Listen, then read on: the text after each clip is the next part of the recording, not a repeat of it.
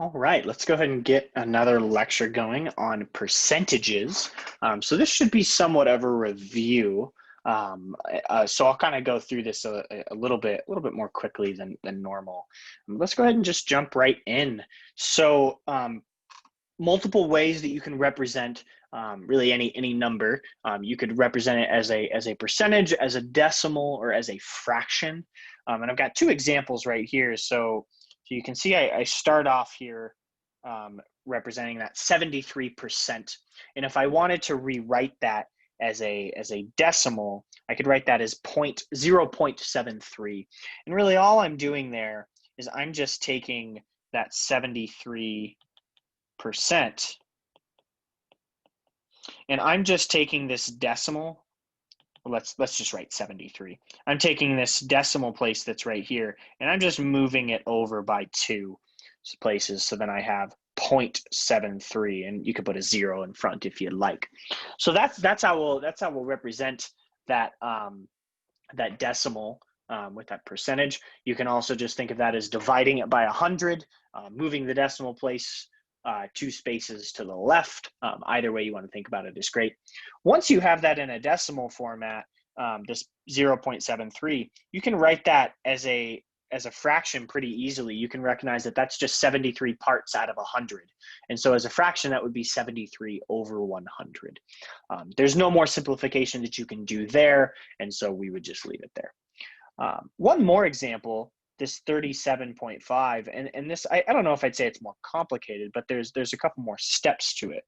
So if we start off with 37.5%, if I move that decimal place 2 over to the left, or if you just thought about this as dividing it by 100, then we would end up with our decimal of 0.375.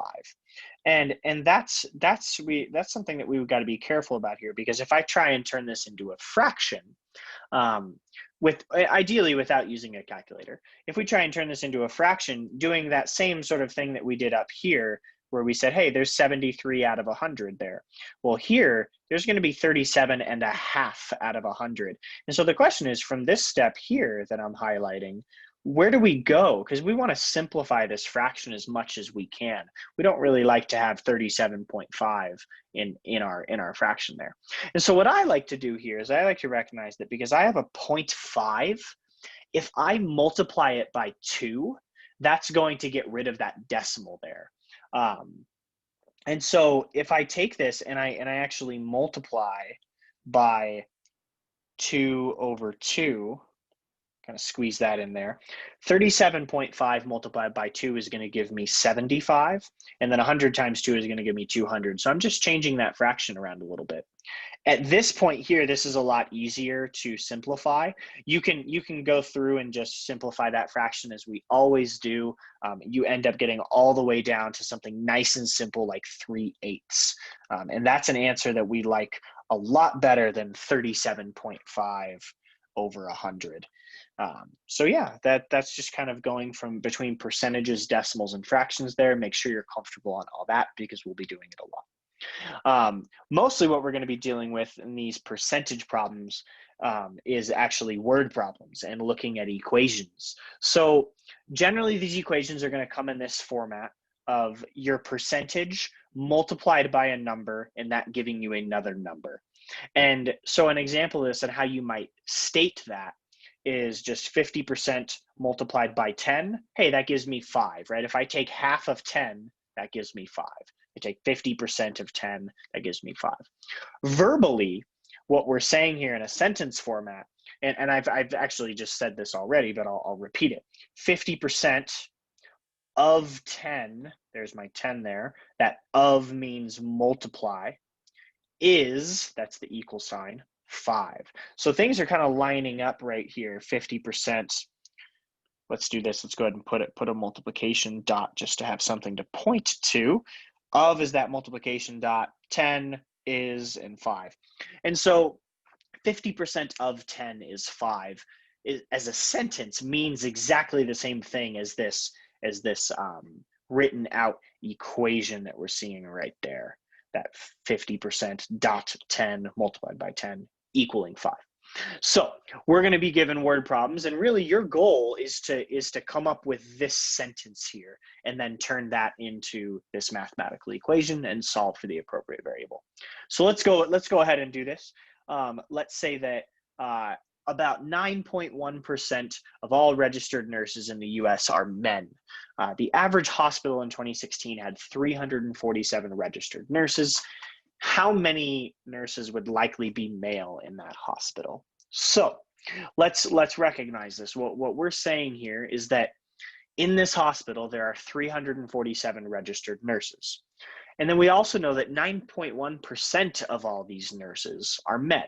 So verbally, what I could say, sort of in a sentence format, is 9.1% of all the nurses, right? 9.1% of all nurses. But all of those nurses, there's just 347 of them. So 9.1% of the 347 nurses are male. And right there, when I see this, there's my percentage, there's my number, 347. Here's my multiplication of, and then R is just kind of the plural of is, so this is basically going to be my equal sign. And male is something that I don't actually know. I actually am trying to find out how many are male. So I'm going to label that with an X right there. And then just to be clear here, underneath of, I'm just writing multiply, just to be clear.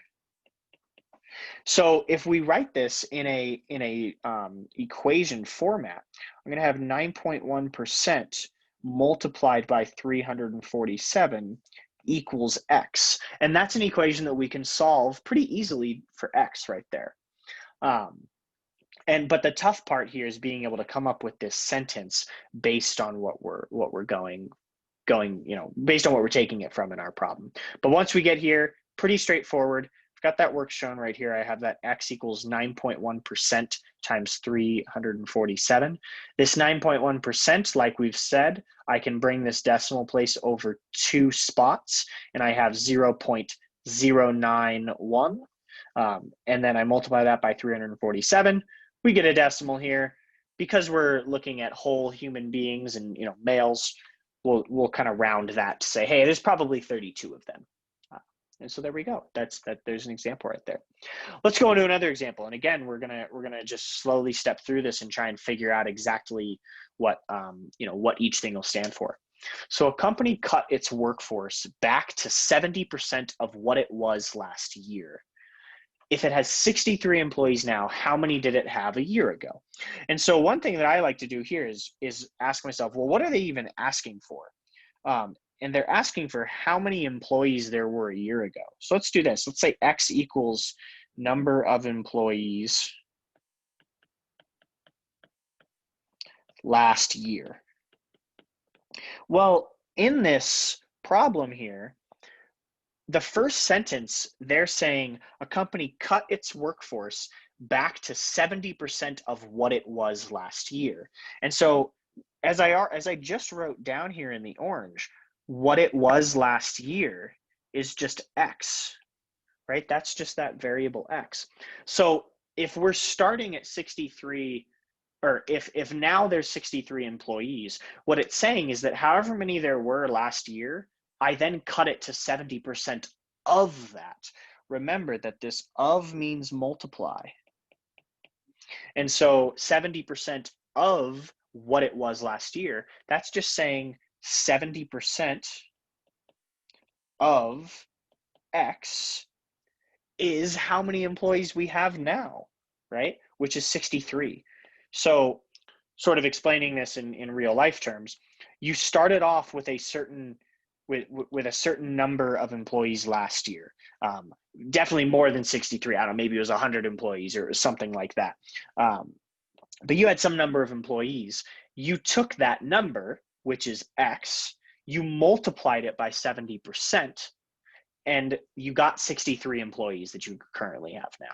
So if we convert this into a mathematical equation, we'd have 70% multiplied by X equaling 63. Remember that is equal to 63. So we can go through, we can actually do this algebra here. 70% times x equals 63, that's what I just had. 70% is a fancy way of saying 0.7. So I have 0.7x equals 63. If I divide both sides by 0.7, then I get my answer, 63 divided by 0.7, that ends up being 90. And there we go. We get our answer of 93 employees a year ago. If I wanted to be real picky, I could say employees. And there we go. So 2 examples there, sort of getting in the habit of being able to look at these word problems and turn them into just this sort of basic sentence here. Maybe I can put that in quotes just to pretend like we're saying it out loud. Yeah, so there we go.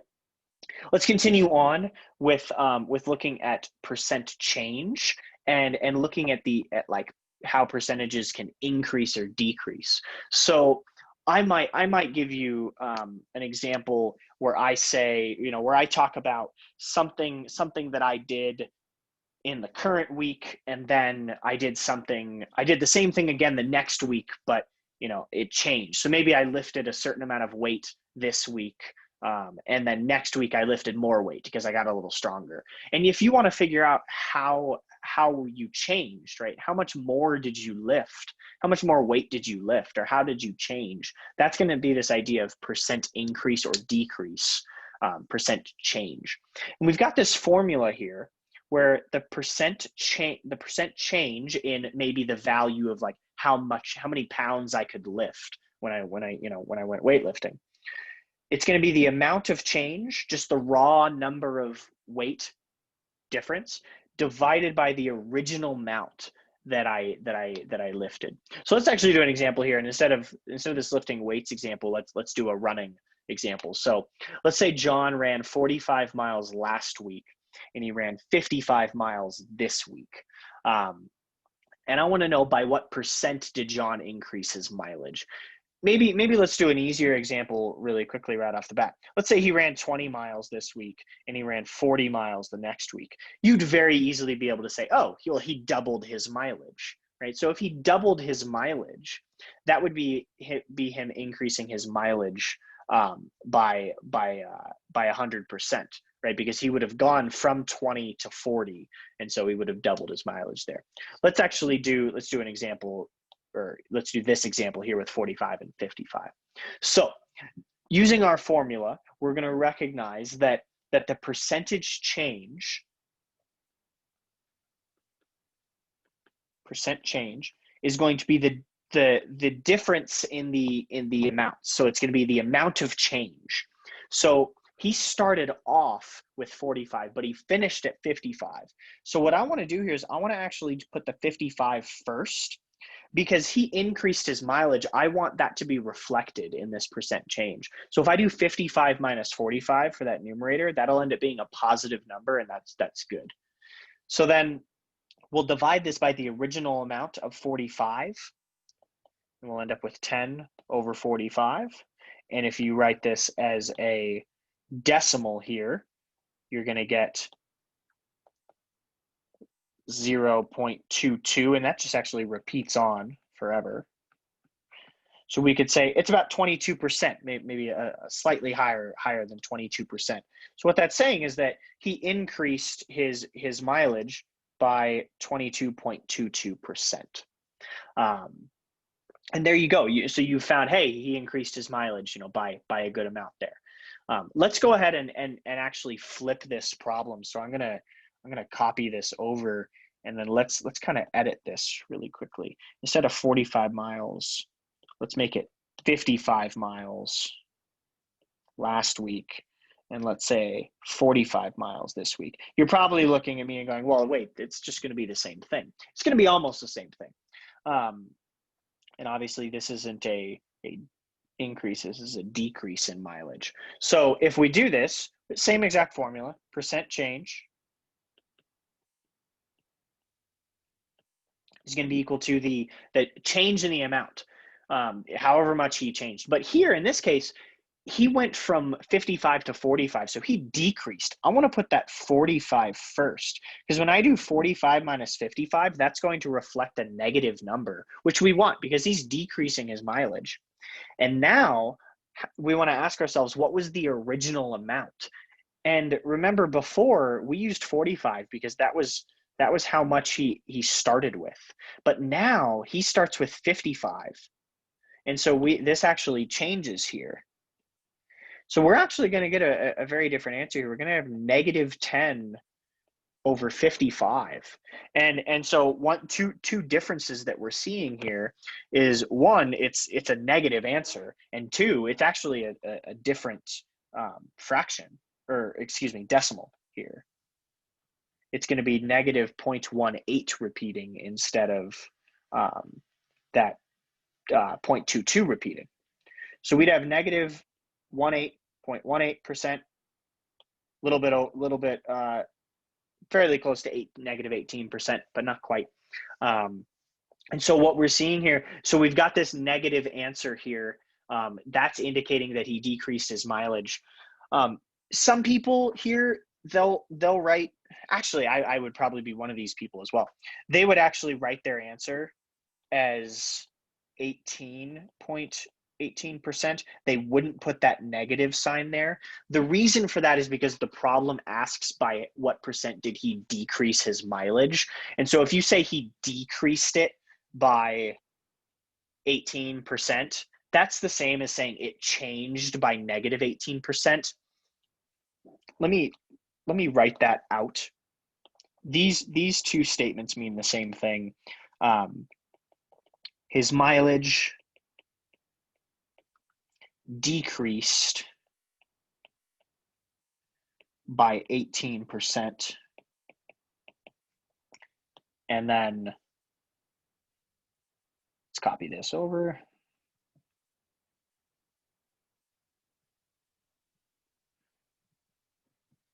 His mileage changed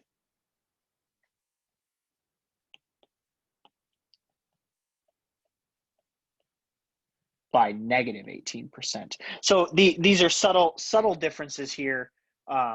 They mean the same exact thing. It just kind of depends on how you word it and sort of the phrasing there, if you will. So they both mean the same thing. So both answers would be acceptable. Just depends on kind of the context of what the question is asking. So here, because it's saying by what percentage did he decrease his mileage, I'd probably say just 18%. If it said by what percent did John change his mileage, I would want to make sure I had that negative there to reflect that his mileage actually decreased. So some slight changes there, but there's some great examples there on percentages, and I'll go ahead and call it that for the lecture.